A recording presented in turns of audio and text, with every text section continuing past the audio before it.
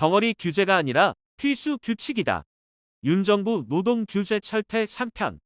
중대재해기업처벌법 개약. 매일 평균 노동자 7명이 일하다 죽어가는 산재공화국 대한민국. 더 이상 일터에서 죽고 다치고 병들지 말자. 국민의 간절한 염원이 모여 2022년 1월부터 중대재해기업처벌법이 시행되었습니다.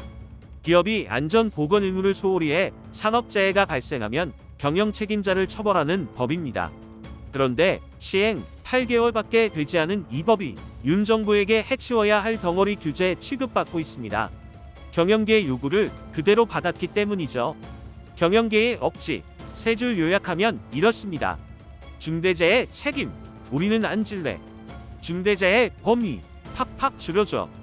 특보 노동자 안전은 우리 책임 아니잖아. 사고를 줄이는데 함께 노력하기보다는 책임을 회피하려고만 하는 것이죠.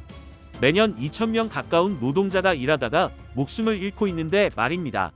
게다가 중대재해기업처벌법은 노동부 소관인데 뜬금없이 기획재정부가 나서 중대재해기업처벌법 시행령 개약안을 내놨습니다.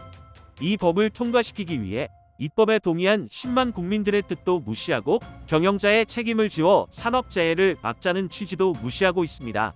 오로지 자본의 이익을 대변하기 위해서 말입니다. 그럼 이들이 어떻게 중대재해기업처벌법을 누더기로 만들려고 하는지 그 내용을 볼까요? 1. 사고가 나도 경영 책임자는 책임이 없어. 경영계 요구 1순위는 중대재해 발생 때 기업 대표가 책임 안 지게 해달라는 겁니다. 사업장의 안전보건 최종 책임자는 경영 책임자, 즉 기업 대표인 게 당연하죠? 이 책임은 위임할 수 없도록 법에 적혀 있습니다. 그런데 경영계는 안전보건 최고 책임자라는 걸 세우면 그 사람이 다 책임지고 기업 대표는 빠지도록 시행령에 못 박아달라고 합니다. 중대재해기업처벌법 시행 후 삼성에서 안전보건 교육이 강화되는 등 기업들이 안전에 신경 쓰기 시작한 건 명백히 기업 대표에게 책임을 지우기 때문입니다. 그런데 이제 와서 기업 대표가 빠져나가면 있으나마나 법이 되겠죠.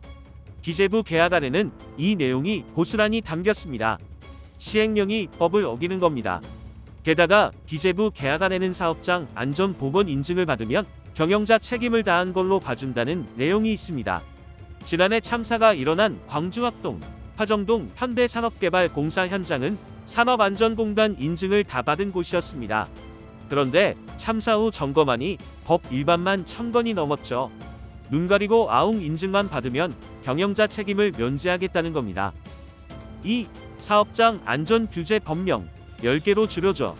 경영계는 중대재해기업처벌법과 산업안전보건법이 중복돼 비효율적이라고 합니다. 노동부는 안전보건관계 법령을 10가지로 한정하겠다고 해줬죠. 우리의 일터는 굉장히 다양합니다. 같은 업종이어도 기업에 따라 지역에 따라 상황이 다릅니다. 겨우 10가지 법령으로 모든 노동 현장 안전을 지킬 수 있을까요? 게다가 경영계는 과로, 갑질 관련은 근로기준법에 있으니 떼달라고 합니다. 한국은 한 해 과로사 500명, 직장 갑질 피해로 인한 자살은 600명인 나라입니다. 근로기준법에서 다룬다고 중대재해가 아닐 수 있나요? 3. 도급 용역에서 임대 발주는 빼줘. 중대재해기업처벌법은 정규직, 비정규직, 특보 가리지 않고 노동자 모두에게 적용됩니다. 그런데 경영계는 중대재해 책임에서 임대, 발주는 빼달라고 합니다. 실제로는 노동을 시키면서 임대 발주라는 말을 붙이면 책임 면제라는 겁니다. 기재부 개약안이 발동되면 수많은 특고 노동자가 법 적용에서 제외됩니다. 약자를 보호하려는 법에서 약자부터 밀어내겠다는 겁니다. 중대재해기업처벌법 시행 후 중대재해는 작년보다 조금씩 줄고 있습니다. 지금은 개약이 아니라 법을 더 강화할 때입니다. 캐나다, 호주 등 여러 나라가 한국보다 훨씬 강한 법으로 기업 책임을 묻고 있습니다. 정부의 첫 번째 의무는 국민의 생명과 안전 보호입니다. 윤석열 정부는 병총 받아쓰기를 멈추고 노동자와 국민의 삶을 지켜야 합니다. 4편에서는 노동자의 임금을 빼앗아 기업 곳간을 채워주는 윤 정부 임금 피크제에 대해 알아보겠습니다.